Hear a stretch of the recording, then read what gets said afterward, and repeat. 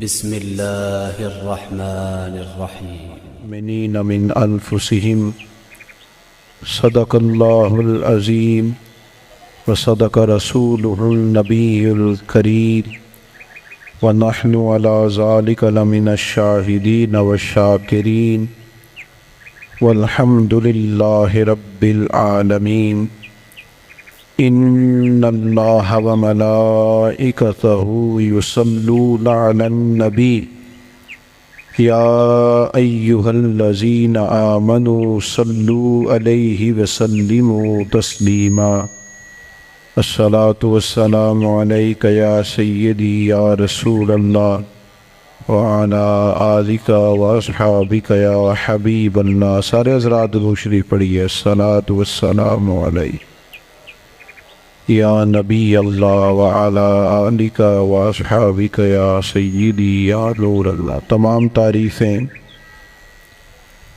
حمد و ثنا اللہ تعالیٰ جل مجدہ الکریم کے لیے، اور درود و سلام نبی اکرم نور مجسم شفیع معظم آقا کل ختم رسول دانہ سبل احمد مجتبیٰ جناب حضرت محمد مصطفیٰ صلی اللہ تعالی علیہ وسلم کی ذات والا صفات کے لیے حمد و صلات کے بعد عالی مرتبت ذی احترام علماء کرام، مشائخ، سادات اور انتہائی محبت کے ساتھ تشریف لانے والے دوستوں، بزرگوں اور بھائیوں، آج کی یہ خوبصورت پروقار بارونق محفل پاک، جو محفل میلاد مصطفیٰ اور ذکر امام احمد رضا خوبصورت عنوان کے زیر سایہ انعقاد پذیر ہے. اللہ تعالیٰ اس محفل کا اہتمام کرنے والوں کو اس کا بہترین صلہ عطا فرمائے. اور ایک دعا اور کرنی ہے کہ اللہ کرے آپ موبائلوں پہ توجہ کم دیں اور میری بات پر زیادہ دیں. اس پر بھی آمین کہہ دیں. اللہ تعالیٰ آپ کو برکت عطا فرمائے. اللہ تعالیٰ آپ کو جزائے. نہیں، میں نے کہا توجہ کم دیں، میں چلانے سے منع نہیں کر رہا. اللہ آپ کو خوش رکھے. اور اب آپ بس غور فرمائے میری بات پر. آپ حضرات جہاں کھڑے ہیں، جہاں بیٹھے ہیں، کوئی کسی کو چپ کرانے کے لیے بھی نہ بولے. آپ کی بڑی مہربانی. ایک ہی بندہ بولے گا تھوڑی دیر تک بس. آپ کو اللہ بہت سی بہترین اس کی جزا عطا کرے. آپ میری بات پر تھوڑی دیر کے لیے توجہ فرمائیں. چند ایک باتیں مختصر وقت میں آپ کی خدمت میں عرض کرنی ہے. اللہ تعالیٰ نے قرآن مجید کے اندر ہمارے بہت سارے رشتے بیان فرمائے ہیں. ہمیں حکم دیا ہے کہ تم اپنے ماں باپ کی بھی خدمت کرو، اپنے پڑوسیوں کا بھی خیال کرو. صلہ رحمی کی تاکید بھی بہت ساری جگہ پہ کتاب و سنت میں موجود ہے. ہمارے بہت سارے رشتوں میں جو نزاکت پائی جاتی ہے، ماں باپ نے کس طرح بچپن میں ہمیں پالا، اس کا خیال کر کے بھی ہماری توجہ دلائی گئی کہ ہم اپنے ماں باپ کی خدمت کریں اور ہمیشہ ان کے لیے اپنے بازوؤں کو کھلا رکھیں، اف تک نہ کہیں. ساری چیزیں ہمیں سمجھائی گئیں اور سارے رشتوں کے بارے میں ہمیں بتایا گیا. انسانیت کو اللہ نے جو کرامت عطا فرمائی ہے اس کا بھی بیان فرمایا. لیکن ان سب رشتوں میں دنیا کے اندر ہمارا جو سب سے زیادہ نازک، گہرا اور وارفتگی کا رشتہ ہے وہ رسول پاک کے ساتھ ہے صلی اللہ تعالی علیہ وسلم. اس رشتے کی نزاکت کو بھی قرآن پاک نے بیان فرمایا. فرمایا النبی اولیٰ بالمؤمنین من انفسہم. فرمایا یہ جو میرے نبی کریم علیہ السلام ہیں یہ مومنوں سے ان کی جانوں سے بھی زیادہ قریب ہیں. حضور علیہ السلام کے ساتھ ہمارے رشتے کی جو قربت ہے، جو نزاکت ہے، پھر غور کریں میری بات پر. قرآن مجید فرماتا ہے نبی پاک علیہ السلام تمہاری جانوں سے بھی تمہارے زیادہ قریب ہیں. کوئی آج تک یہ نہیں بتا سکا کہ جان انسان کے جسم کے کتنا قریب ہوتی ہے. تو یہ نہیں بتا سکے جان جسم سے کتنا قریب ہوتی ہے تو جو جان سے بھی زیادہ قریب ہے. اس نزاکت کو آپ سمجھیں. بعض چیزیں ایسی ہوتی ہیں جو انسان کے لیے بڑی زیادہ گہرائی رکھتی ہیں زندگی میں، بعض چیزیں ایسی ہوتی ہیں جو اس کے لیے بہت بڑا معنی رکھتی ہیں، اس کے اندر بہت زیادہ وہ انسان جذباتی ہوتا ہے.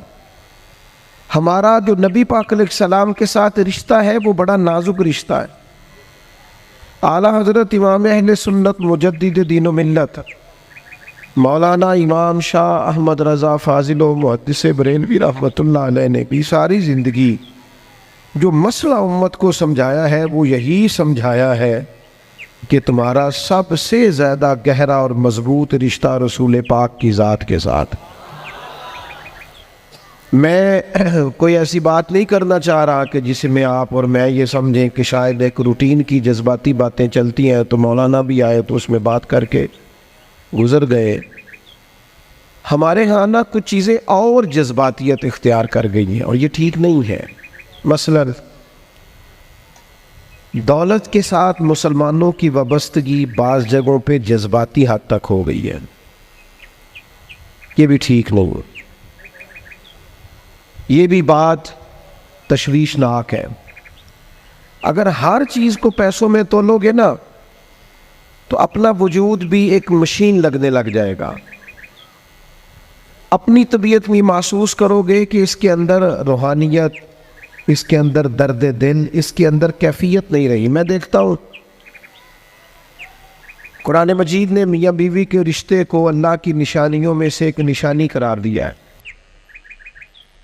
لیکن ہر باپ رشتہ کرنے سے پہلے دیکھتا ہے کہ میں اپنی بچی جس سے بیانے لگا ہوں وہ لڑکا مال کتنا کماتا ہے. لڑکی والے بھی مال دیکھتے ہیں اور لڑکے والے بھی یہ غور کرتے ہیں کہ لڑکی کس قدر زیادہ جہیز لے کے آئے گی، بچے کو موٹر سائیکل ملے گی کہ گاڑی کی چابی ملے گی. جب وہ رشتہ جس نے 24 گھنٹے آپ کے ساتھ رہنا ہے، جس کی بنیاد پر اولاد آئے گی، جس کی بنیاد پر ساری باتیں، آپ کے گھر میں سارا کچھ موجود ہو لیکن میاں بیوی کا پیار نہ ہو تو گھر جانے کو تو دل ہی نہیں کرتا. اتنا اہم اور گہرا رشتہ بھی جب پیسوں پہ تول لیا جاتا ہے تو وہاں قرار کیسے نصیب ہوگا، اطمینان قلبی کیسے آئے. دلوں کے اندر ایک شور ہے دولت کے لیے. یہ ہمارے مذہبی سٹیج ہے، میلاد شریف آ رہا ہے تو عشق رسول کا پتہ صرف نوٹوں کی برسات سے تو نہیں نہ چلتا کہ نوٹ کتنے برس رہے ہیں. ریٹوں کے اوپر نیچے ہونے سے تو عشق رسول کا پتہ نہیں نہ چلتا. اور کیا یہی سٹیٹس تو نہیں رہ گیا کہ جو مہنگا خطیب ہو، مہنگا نعت خواں ہو، وہی زیادہ عشق رسول بانٹتا ہے. تو اس مزاج نے ہمارے دلوں کو جکڑ لیا ہے، نہ چاہتے ہوئے بھی توجہ ہے لوگوں. ایک مسئلہ شہرت کا ہے. یہ جیسے میں نے ابھی دعا بھی مانگی تھی نا موبائل پر توجہ کم دے، تو اس کے باوجود بھی ایک مسئلہ شہرت کا ہے، فوٹو کا ہے. اچھا پہلے یہ مسئلہ تھا جوانوں کے ساتھ، اب یہ پرابلم بڑوں کو بھی ساتھ درپیش ہے. اب تو اللہ خیر کرے، بعض بچے کہتے ہیں کہ ابا جی سے گزارش کریں جب گھر آئیں تو تھوڑی دیر موبائل چھوڑ دیا کریں، ہم سے بھی کوئی بات کر لیں. شہرت ایک بہت بڑا نقص ہوتا ہے. جب آپ کا مقصود صرف شہرت ہو جاتا ہے نا، میں چاہا جاؤں، مجھے پہچانا جائے، یہ بھی پوری طرح بندہ مومن کے دل پہ قبضہ کر لے. حضور علیہ الصلوۃ والسلام نے فرمایا انسان جیسے جیسے بوڑھا ہوتا ہے دو چیزیں جوان ہوتی، ایک چاہا جانے کی خواہش، ایک دولت کی خواہش. اور ایک مقام پر مزید وضاحت کر دی، فرمایا بھوکا بھیڑیا بکریوں میں چھوڑا جائے تو اتنی تباہی نہیں کرتا. بھیڑیا تو ویسے ہی خطرناک ہوتا ہے، اوپر سے بھوکا ہو.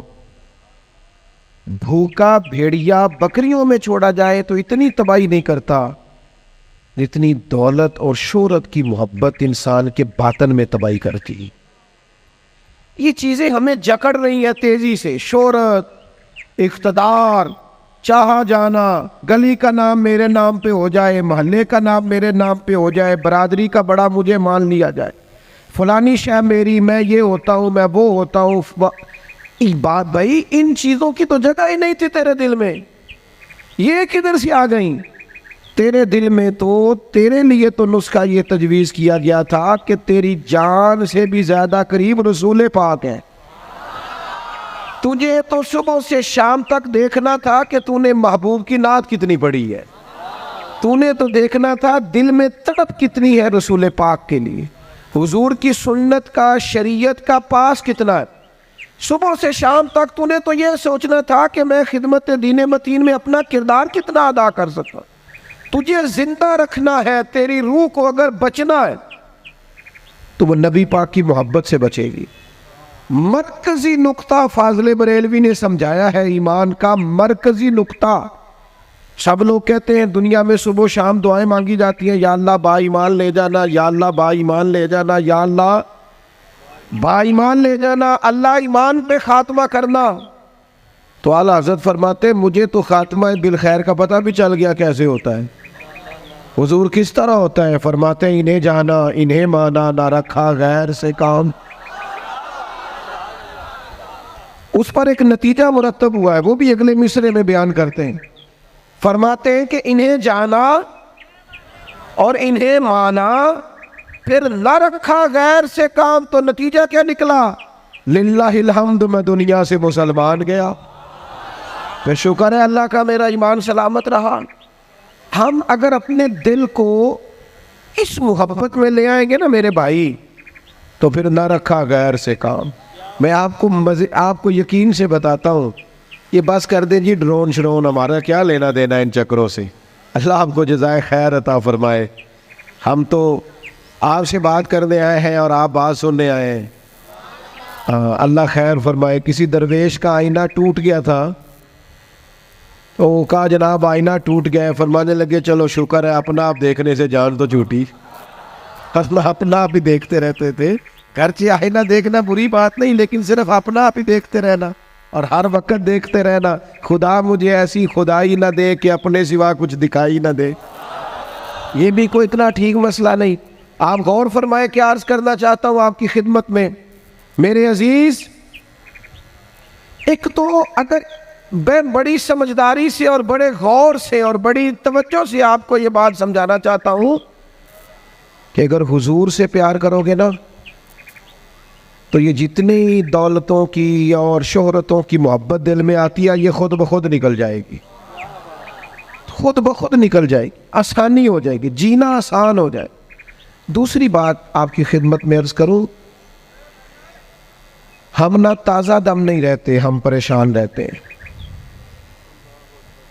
ہم بور ہوتے ہیں، ہماری طبیعتیں بعض اوقات جلد بازی کرتی ہیں، ہم بعض اوقات الجھ جاتے ہیں، قرار تلاش کرتے ہیں۔ اس قرار کو تلاش کرنے کے لیے پھر بعض لوگ الٹی سیدھی موویز دیکھتے ہیں، بعض لوگوں کا خیال ہے کہ شاید میں کوئی لطیفہ سنوں گا تو معاملہ ٹھیک ہو، پھر اس کا نتیجہ بھی نکلا ہے لطیفے سننے کا۔ اب لطیفے سنانا بھی اتنا بڑا کام ہو گیا ہے کہ مولوی ہے پگڑی داڑھی والا، لیکن اس کے نام کے نیچے لکھا فنی مولوی۔ خدا کے بندے، یہ سنجیدہ اسٹیج ہے، دیندار لوگوں کا کرنے کا کام ہے، آپ کیا کر رہے ہیں؟ مولوی بھی فنی ہوتا ہے، 6 معنی دار ہے کہ ہمارا مزاج تھا ہر چیز شغل میلہ، ہر چیز ہنسنا الجھنا۔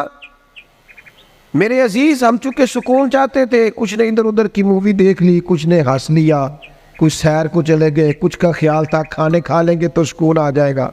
یاد رکھنا ان چیزوں میں سکون نہیں ہے، ان میں تو آپ الجھتے جائیں گے، مزید تو سکون کہاں ہے، قرار کہاں ہے؟ آپ کبھی صحابہ کی زندگیاں دیکھیں نا، حالات جس طرح کے بھی تھے نا، ان کو جو سکون ملتا تھا وہ رخ مصطفیٰ سے ملتا تھا۔ ان کی طبیعت پوری لگ گئی تھی کہ حضور علیہ السلام کی جو یادیں ہیں وہ دل کو تازہ کرتی۔ ان کا خیال تھا کہ بہار اگر کسی چیز کا نام ہے تو وہ ذکر مصطفیٰ ہے، یاد مصطفیٰ ہے اور دیدار مصطفیٰ ہے۔ اعلیٰ حضرت مفتی ہیں، فتویٰ دیتے ہیں، اعلیٰ حضرت مفسر قرآن ہے، کنز الایمان بذات خود ایک تفسیر ہے، ترجمہ ہی تفسیری ہے۔ اعلیٰ حضرت محدث ہیں، وہ جب احادیث مبارکہ کا حوالہ دیتے ہیں تو یوں لگتا ہے کہ جیسے بڑی گہری نظر ہے ان کی، راویان حدیث پر بھی، اصول پر بھی، اور حافظہ بھی مضبوط ہے حفظ حدیث کے لحاظ۔ ساری چیزیں ان کے پاس تھیں، لیکن وہ پتہ کیا کہتے تھے؟ کہتے تھے یہ جو میرا دل چمکدار ہے نا، اور یہ جو میری طبیعت ہلکی پھلکی ہے، اس کی وجہ یہ ہے کہ ان کی مہک نے دل کے غنچے کھلا دیے۔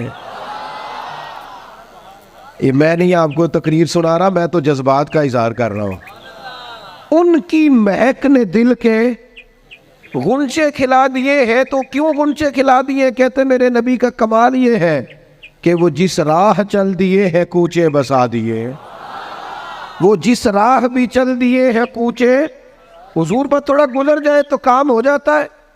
قرار، سکون، سارے دکھ مٹ جائیں گے اگر دل حضور سے لگا لو گے، اگر محبتوں کا مرکز رسول پاک کو بنا لو گے۔ آپ دیکھیں احد کے میدان کے اندر کافر نے ایک بڑی عجیب سازش کی مسلمانوں کو پریشان کرنے کے لیے، اور بھئی آپ لوگوں کی وجہ سے اگر اتنے لوگ تکلیف میں ہیں تو آپ کو سمجھ جلدی سے بیٹھ جائیں جی، جلدی سے جی، فیصلہ کرنے میں اتنی دیر، اللہ آپ کو سلامت رکھے، بیٹھ جائیں جی، اب آپ کھڑے ہیں جناب، آپ بھی بیٹھ جائیں، اللہ آپ کو برکت عطا فرمائے۔ اچھا ایک بندہ محفل میں کھڑا ہو جاتا ہے موبائل لے کے، اللہ انہوں سمجھنا چاہیے کہ باقی سارے ہیں کل بھی ہے موبائل۔ خدا کے بندے آپ کی وجہ سے اتنے لوگ پیچھے اگر پریشان ہیں تو آپ کو سمجھنا چاہیے اس چیز کو۔ اللہ تعالیٰ آپ سب کو ہنستا اور مسکراتا رکھے۔ نبی پاک کی ذات سے جب آپ کی کامل وابستگی ہو جائے گی نا، تو حضور کی ذات والا کا پیار، اور پیار لاروں والا نہیں ہونا چاہیے، خالی جلسے محفل میں اور مائک ہاتھ میں آیا تو عشق کا دعویٰ تگڑا، خالی اس طرح نہیں، تنہائی میں بھی تو روئے حضور کی بارگاہ۔ ایک محفل میں ایک دفعہ حاضر تھا تو ایک نعت خواں بچہ میرے پاس آیا، کہنے لگا جی میری سفارش کر دیو، میں بھی حضور دی بارگاہ چ حاضری لوانی ہے۔ میں کہ پتر تو گھر جا کے پڑھ لے، اتھے بھی حاضری لگ جائے گی، کہ 4000 بندہ چاہیے حاضری لوان لیں۔ حضور کی بارگاہ میں تو جہاں بیٹھ کے بھی پڑھے حاضری لگ جاتی ہے۔ اس کے لیے کیا ساج سمر کے مجلس ہی فقط ہو تو حاضری لگتی ہے؟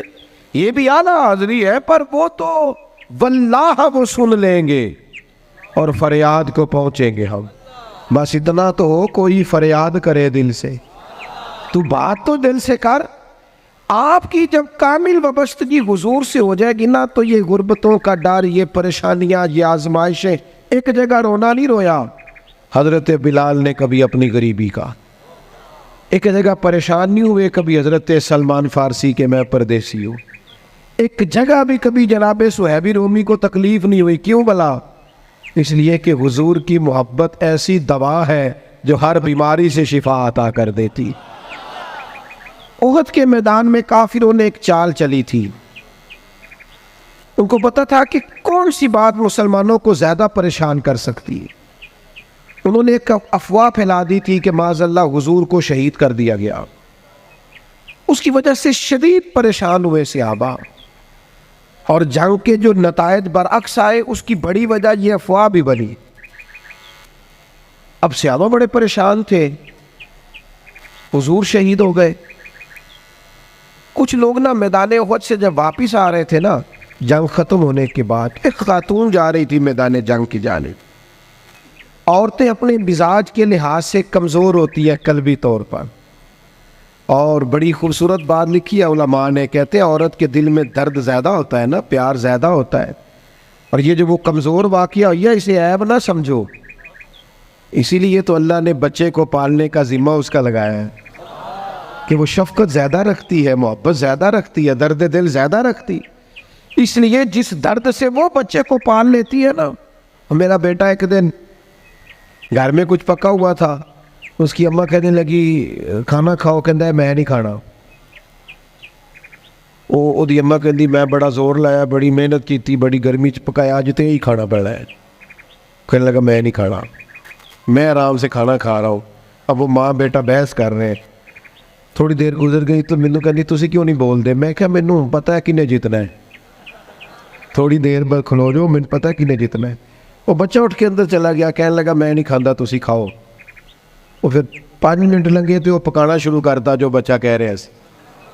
تو میں کہا میں تو پتہ ہے نا نتیجہ کی ہے، تو اس بحث میں جانے کی ضرورت ہے، اس لیے کہ ماں اولاد کے سامنے ہمیشہ ہی ہار جاتی ہے، وہ اولاد کے سامنے جیت سکتی وہ نہیں جیت سکتی نا. شفقت ایسی ہے. عورتیں مزاج کے لحاظ سے اللہ تعالیٰ نے نرمی دی ہوتی, اس کو عیب نہ جانا جائے, یہ اللہ تعالیٰ نے انہیں ودیت کی ہے چیز.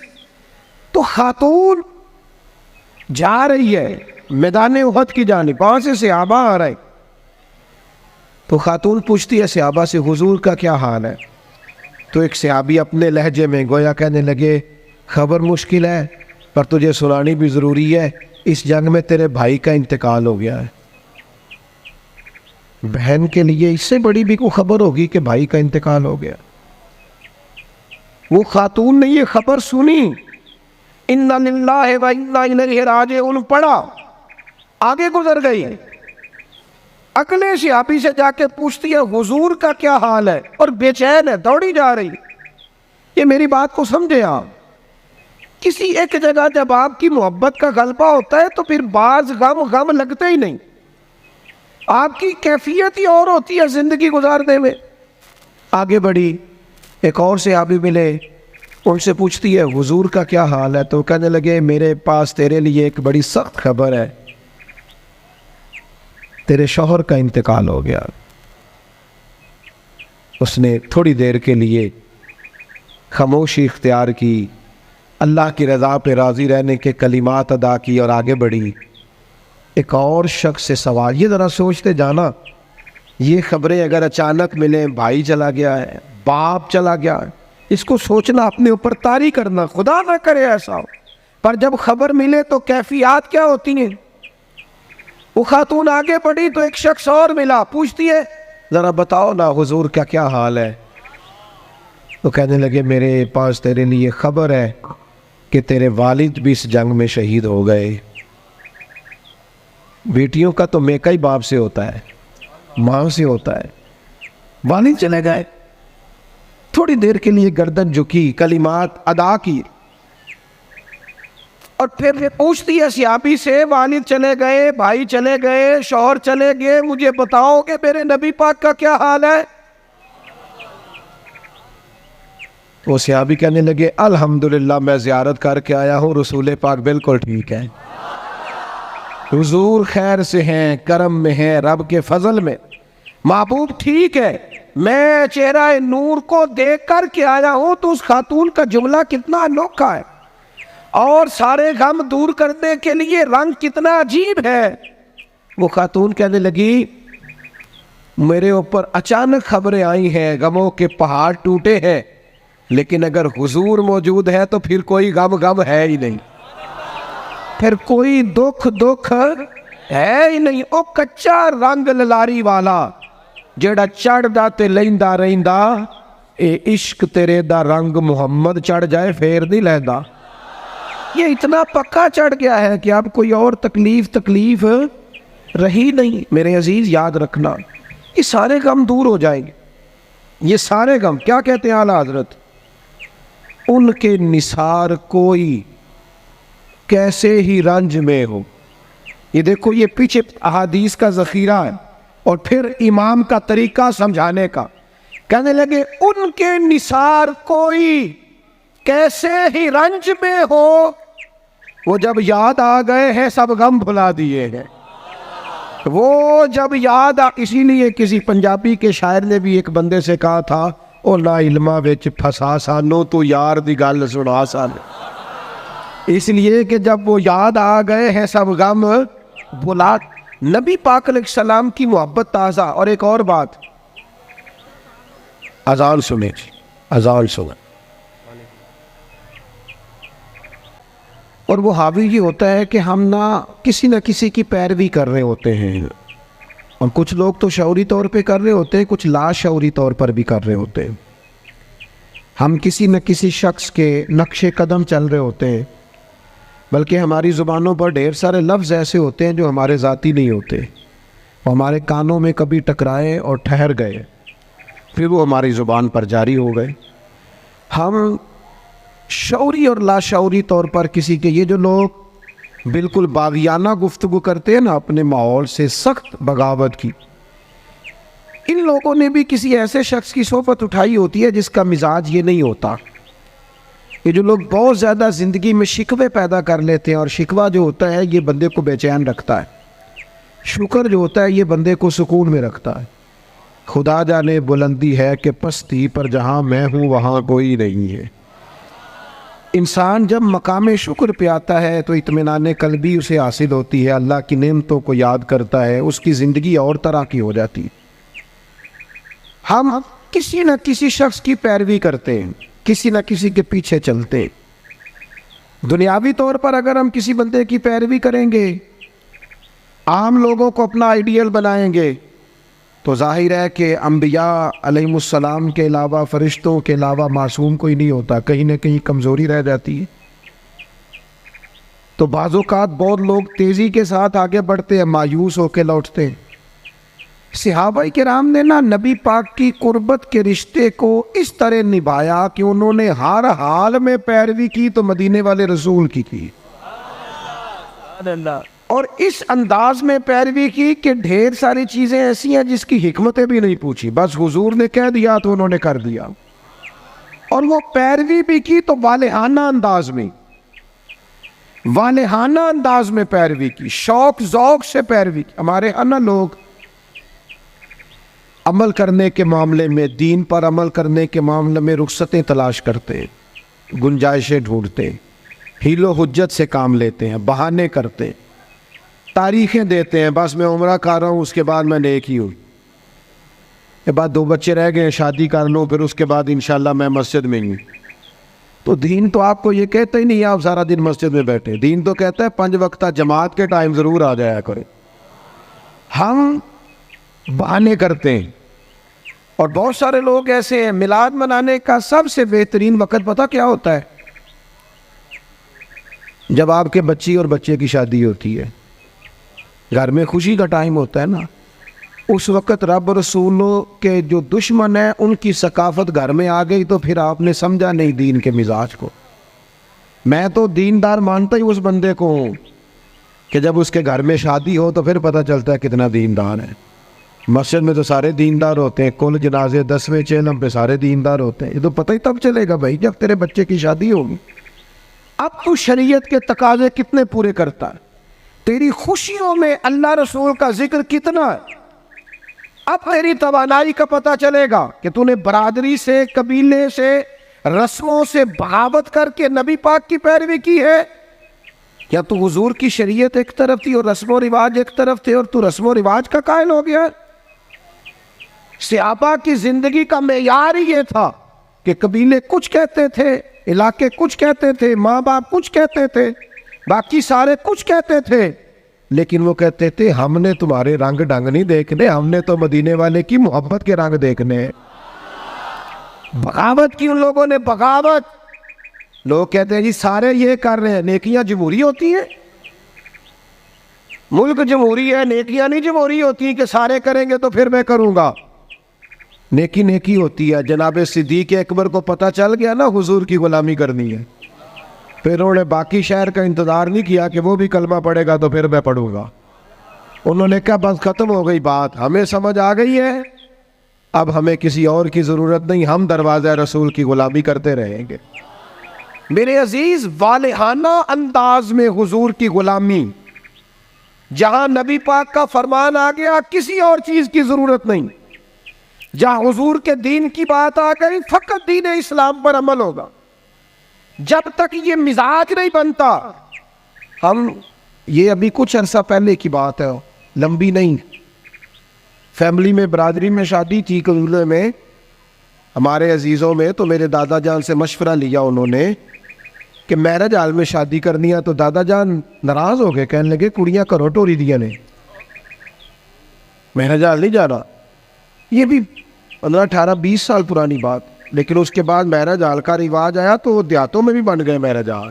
کوئی حرج والی بات بھی نہیں، کوئی ایسی سخت بات نہیں، لیکن ایک آپ کو بات سمجھا رہا ہوں کہ ہر آنے والا رواج ہم پر حاوی ہو جاتا ہے کہ نہیں ہو جاتا. اور مجھے ایک دفعہ ایک دوست ہے میرے، میں نے ان سے کہا قرآن جی سیکھ لیں، کہنے لگے زبان موٹی ہو گئی ہے. میں کہ موبائل تے سارا دن چلانا تھی، اے نہیں تو آخیا عمر بڑی ہو گئی سیکھیا نہیں جانا، واٹس ایپ تے تینوں کرنا آ گیا ہے، اس کے لیے تو نے کوئی مسئلہ بہانہ نہیں کیا کہ اس عمر میں سیکھوں. یہ دفتروں میں کل آیا ابھی دفاتر کے اندر ابھی تھوڑا عرصہ پہلے کمپیوٹر آیا، ورنہ رجسٹر ہوتے تھے، اسی پر ہی کام ہوتا تھا. مجھے بتاؤ کمپیوٹر آیا تو کیا جن ملازمین کو 25 سال ہو گئے تھے ڈیوٹی کرتے انہوں نے ریزائن کر دیے کہ ہم سے نہیں سیکھا جاتا چھٹی کیے؟ لوگوں نے کورسز کیے، سیکھا ہے. عمر کا کیا مانو، بہانے کرتے ہو؟ حضور کی محبت کی کوئی عمر ہوتی ہے؟ اس عمر میں بچے آئے تو وہ بھی غلامی کر رہے ہیں، بوڑھے آئے ہیں تو وہ بھی غلامی کر رہے ہیں. تو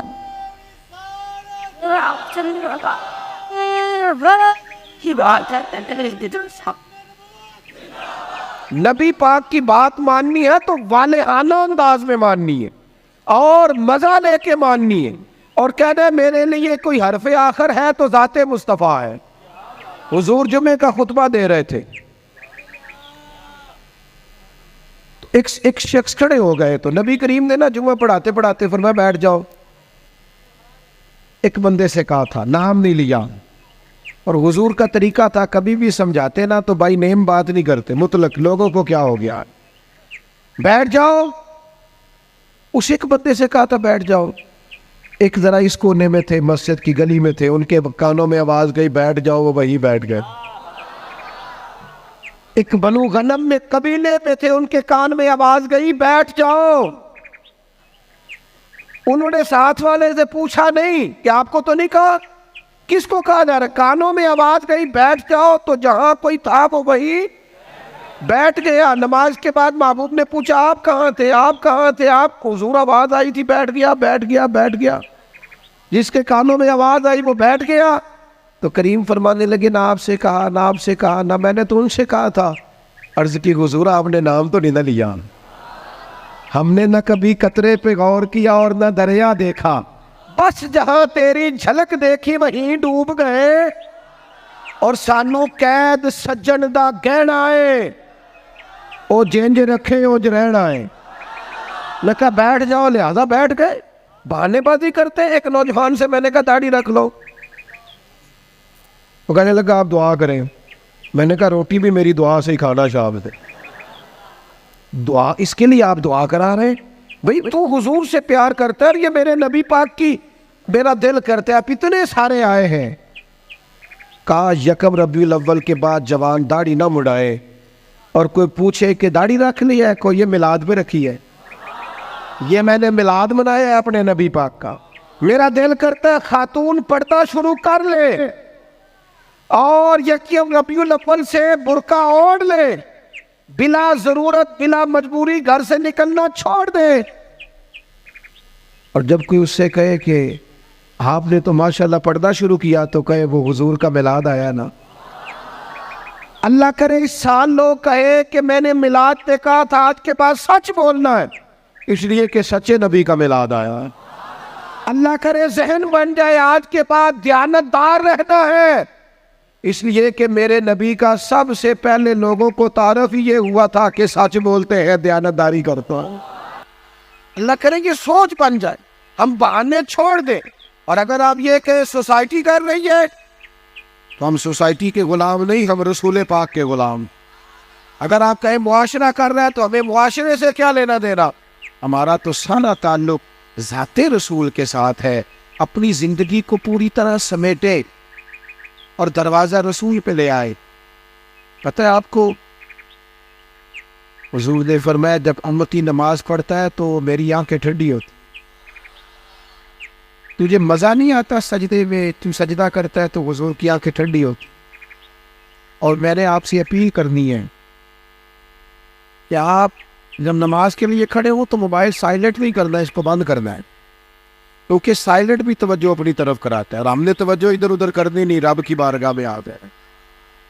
یہ پورا میلاد کا مہینہ کوئی کہہ ہی دے گا نا آپ کو کہ بڑی تسبیح پھاڑ لیجیے، لیکن یہ پورا مہینہ نا موبائل جیب میں تسبیح ہاتھ میں، انشاءاللہ تو کہہ دے، اور سارا دن درود پڑھنا ہے رسول پاک. درود پتہ فائدہ کیا کرتا ہے؟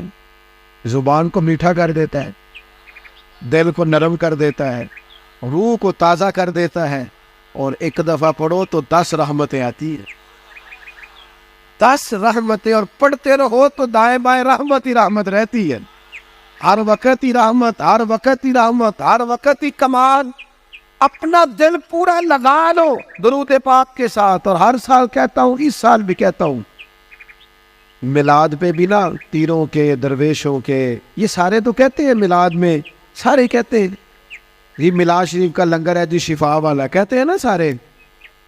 پھر کوئی عرض نہیں انشاءاللہ تعالیٰ، جو ساری قوم کھائے گی نعت خواں بھی وہی کھائے گا انشاءاللہ. شفا والا جو ہوا، پیر صاحب، خطیب صاحب، درویش صاحب سارے کھائیں گے وہی شفا والا لنگر. اور میلاد والے دن بھی غریبوں کو تم لنگر صحیح کر کے نہیں دیتے، وہ بھی وی آئی پیز کا لنگر ہی رہ جاتا ہے. خدا را اچھا کر کے تم کھانا بناؤ، اور جب وہ لنگر پکاؤ تو کوشش کرو کہ غریبوں کو بلا کے دسترخوان پہ بٹھاؤ. وہ ماڑا جدے بچے بوٹیاں نہیں کھاندے پوچھے گا نا اپنے والد نو کہ ابا جی اج بڑیاں رج رج بوٹیاں لبدیاں پئیاں، تو کمال ہو گئی ہے یہ بریانی، کمال ہے کیا. تو ہو سکتا ہے ابا رو ہی پڑے، غریب آدمیوں کو پتر اج تینوں کوئی نہیں ڈکن لگا تو رج کے کھاج میرے نبی پاک دا ملایا دے. لیکن یہ بھی تم نے وی آئی پیز الگ کر دیے، امیر الگ کر دیے، اس کا لنگر یہ ہے، اے ساڈا مہمان خصوصی. اس کو کیوں نہیں مہمان خصوصی بناتے جس کو 25 سال ہو گئے فجر کی اذان پر؟ اس کو کیوں نہیں مہمان خصوصی بناتے جسے 30 سال ہو گئے ہیں مسجد میں جھاڑو دیتا ہے؟ وہ نہیں مہمان خصوصی بن سکتا؟ صرف اس کے ہاتھ میں نوٹوں کی دکھی نہیں. کرو مت ہے اہل دول رضا، پڑے اس بلا پہ میری بلا، میں گدا ہوں اپنے کریم کا. یہ میرا دین پارائنا نہیں. حضور کے غلاموں سے پیار کرو، اور میلاد مبارکہ میں غسل پیدا کرو، اور تازگی پیدا کرو، اور کسی غریب کی بیٹی کی بیاہ کی کوشش کرو، تاکہ رسول پاک علیہ الصلوۃ والسلام کی امت اس بات سے فائدہ اٹھائے کہ حضور کا میلاد شریف آیا. کوئی ایسا کام نہ کرنا جس سے محسوس ہو کہ کوئی میلاد نہیں منایا جا رہا، اپنا آپ دکھایا جا رہا ہے. کوئی کام نہ کرنا اس میں تو درویشی. مجھے ایک دفعہ میلاد شریف کے موقع پہ میرے کسی دوست نے میلاد ریلی پہ لکھ دیا زیر قیادت. میں نے کہا حضور کے نام کا جلوس اور میں قیادت کروں گا؟ چلے نظم ہوتا ہے بعض اوقات کہ یہ بندہ آگے چلے گا یہ پیچھے چلے گا، ورنہ یہ حضور کا میلاد ہے. جو سب سے پیچھے چل رہا ہے وہ بھی محبوب کی نظر میں اتنا ہی زیادہ معتبر ہے اتنا کہ سب سے کوئی آگے چلنے والا. اس لیے اپنے لہجوں میں حضور کی محبت پیدا کرو، عشاء پڑھے بغیر نہ سونو. اور آج تگڑا الارم لگانا ہے انشاءاللہ فجر باجماعت پڑھنی ہے انشاءاللہ تعالی. اور صبح کی فجر سے ارادہ کرنا ہے کہ فجر کے بعد پہلے تلاوت ہوگی، پھر حضور کی ذات پہ درود پاک ہوگا. اور ایک چھوٹی سی بات اور عرض کرنی ہے، خوشی کے موقع پہ اپنوں کو نہیں بھولنا. اب بیٹا بیٹھ جاؤ، تشریف رکھو، اللہ آپ کو سلامت رکھے. بعض بچے بیچارے بڑے پریشان رہتے ہیں اگر موبائل ہاتھ میں رہے تو. اللہ ان کو لمبی زندگی دے، صحت والی سب کو. آپ کھڑے ہوتے ہیں تو پچھلے پریشان ہو جاتے ہیں، نظر نہیں آتا ان کو. دوستو عید یہ جو کسی جس کو نہ بھی نہ منانا ہو، جب بندہ بیٹا بیاہ دے لگتا ہے تو خوشی بڑی ہوتی ہے نا. وہ بندہ کہتا ہے چل یار جانا تے میں نہیں سی، پر منڈے دی شادی ہے. عید کے موقع پہ بندہ دشمنوں کو بھی، جن سے مخالفت ہو ان کو بھی فون کرتا ہے. جس رشتہ دار سے ناجائز ناراض ہونا بغیر وجہ شرعی کے، میلاد سے پہلے اسے مناؤ، اسے فون کرو. تجھے کیوں نہیں ہاں نہ کی تھی جی؟ نہیں پروگرام ہلکا ہلکا ایسے کرتے ہو انشاءاللہ تو کہو. تسی آکو حضرت صاحب ایڈا اوکھا کام ہی دس چڑیا جی، سوکھا دسو. اسے کرو فون، اور اسے فون کر کے جب تم کہو گے نا السلام علیکم تو پریشان ہو جائے گا، کہے گا بھائیا خیر ہے تو مینوں ہی فون کر لیا. تو اسے کہو نا، پھر اسے کہو نا میں نہیں سی کرنا، عشق لگا سی کھیڈاں کھیڈ دی ہوں.